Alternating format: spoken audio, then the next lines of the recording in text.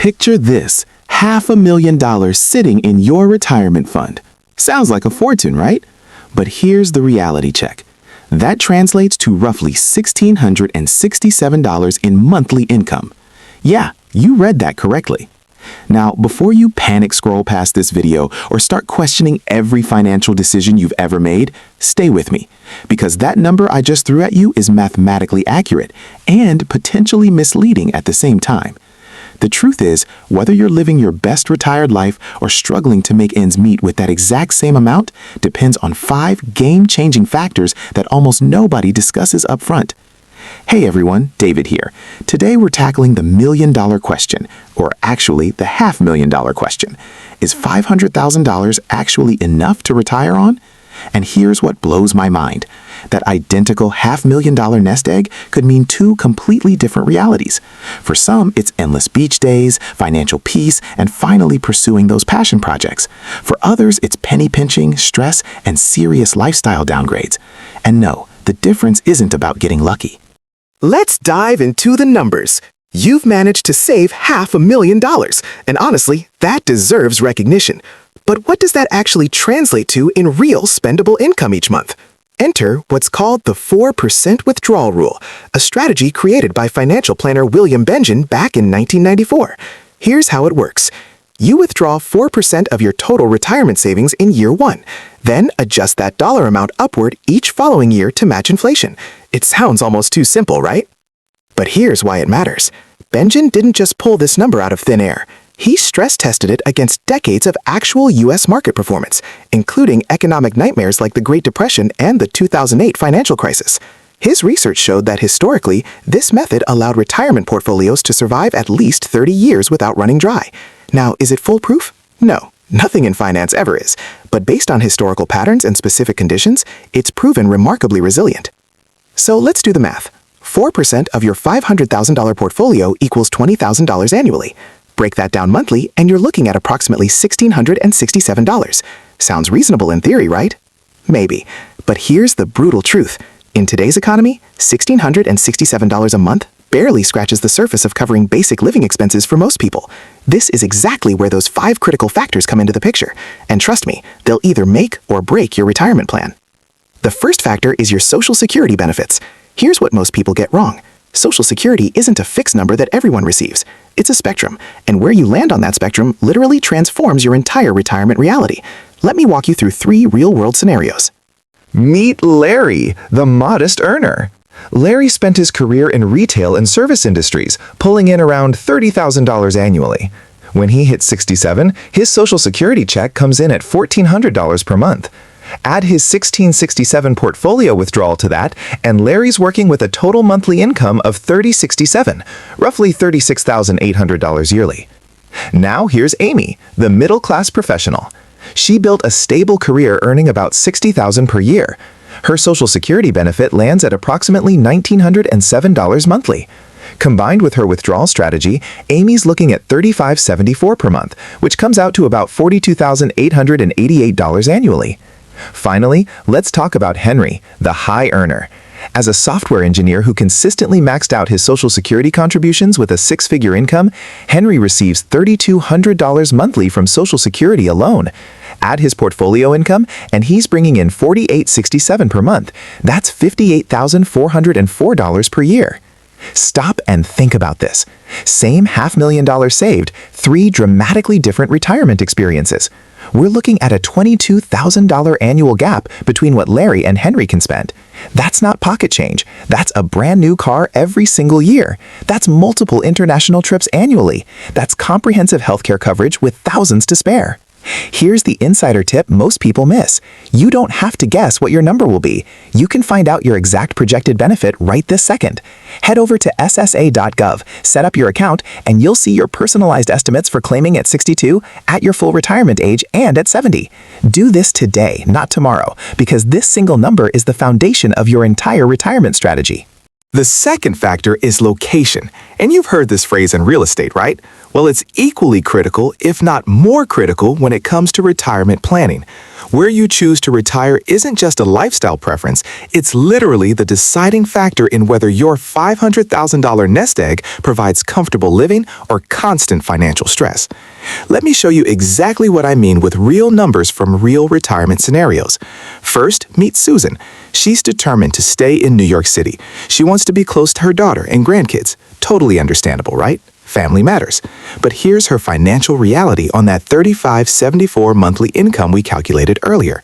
She's renting a modest one-bedroom apartment in Queens because Manhattan, forget about it, completely out of reach. Rent is $2,400. Just like that, 67% of her income vanishes before she's bought a single grocery item. Utilities run $150. Groceries and NYC prices are no joke, $400. MetroCard for getting around, $132. Health insurance supplement until Medicare coverage begins, $300. Total monthly expenses, $33.82. Notice what's not on that list? Entertainment, clothing, phone bill, internet, emergency expenses, anything resembling fun. Susan has $192 left for an entire month for everything else life throws at her. One unexpected dental procedure and she's draining her principal savings. Air conditioner breaks during a sweltering July and she's eating rice and beans until September. Susan is stressed. Susan is not living her dream retirement. She's surviving, not thriving. Now let's meet Karen, who made a different choice. She relocated to Knoxville, Tennessee. Same exact income, $35.74 monthly. But watch what happens. Nice two-bedroom apartment, $1,100, nearly half what Susan pays for one bedroom. Utilities, $120. Groceries, $350. Car payment, insurance, and gas combined, $450. Health insurance supplement, $250. Total expenses, $2,270. Karen has $1,304 left over every single month. That's money for restaurants whenever she wants, weekend getaways, her hobbies, a cushion for the new car fund, a growing emergency reserve, birthday splurges for the grandkids. Karen is genuinely enjoying retirement. Here's the kicker. The difference between Susan's New York life and Karen's Tennessee life is over $13,000 extra per year in Karen's pocket. Over a typical 30-year retirement, that's nearly $400,000 in additional spending power. Read that again. That's almost equal to the entire original nest egg they both started with. But wait, there's a third option, and this one might blow your mind. Meet Robert. He got really strategic and relocated to Mérida, Mexico, a beautiful, safe city with excellent healthcare and a thriving expat community.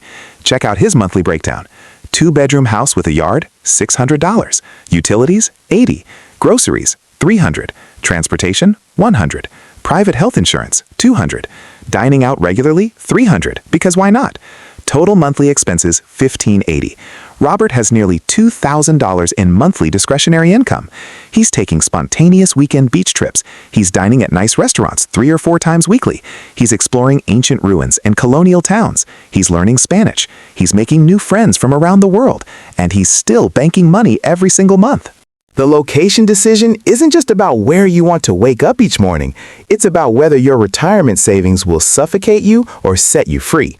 Look, I'm not here to tell you that moving to Mexico or anywhere else is the right call for you. Maybe you're deeply rooted where you are. Maybe your entire support system, your kids, your grandkids, your lifelong friends are all within 20 minutes. And honestly, that emotional value might be worth every extra dollar. But here's what you must understand. You need to go into this with your eyes wide open. Every single dollar that gets eaten up by a higher cost of living is a dollar permanently off the table for everything else.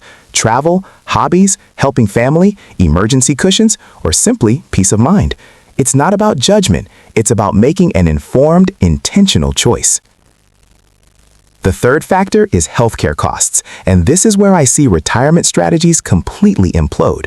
It's rarely because people forget to plan for healthcare. It's because they wildly underestimate what healthcare actually costs when you're no longer getting employer-subsidized insurance. Let's say you retire at 60. You're feeling great, ready to enjoy life. But there's one massive problem. Medicare doesn't kick in until 65. That means you're on your own for health insurance for 5 long years. Here's what that looks like in $2025. The average health insurance premium for a 60-year-old is $950 per month. That's $11,400 annually just in premiums. But wait, there's more, unfortunately.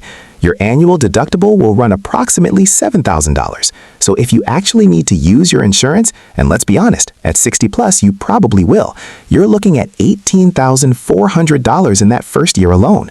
Let that sink in. Remember that $20,000 annual portfolio withdrawal we calculated? Healthcare just consumed over 90% of it. Do that math over 5 years before Medicare arrives to rescue you, and you're staring down $90,000 plus minimum just to stay insured and get basic care. But surely Medicare fixes everything at 65, right? Well, it helps significantly, but you're definitely not off the hook. Here's your new monthly reality with Medicare. Part B premium, $185 per month, covers doctor visits and outpatient care. Part D prescription coverage, $50 per month average.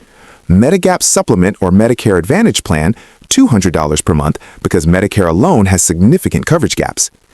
Dental and Vision, $100 per month. Surprise, Medicare doesn't cover these at all. Total, $535 monthly or $6420 annually. Is that better than $18,400? Absolutely. Is it still a substantial chunk of your retirement budget? You bet. Now for the really sobering part. Fidelity releases annual research on retirement healthcare costs, and their latest findings are eye-opening.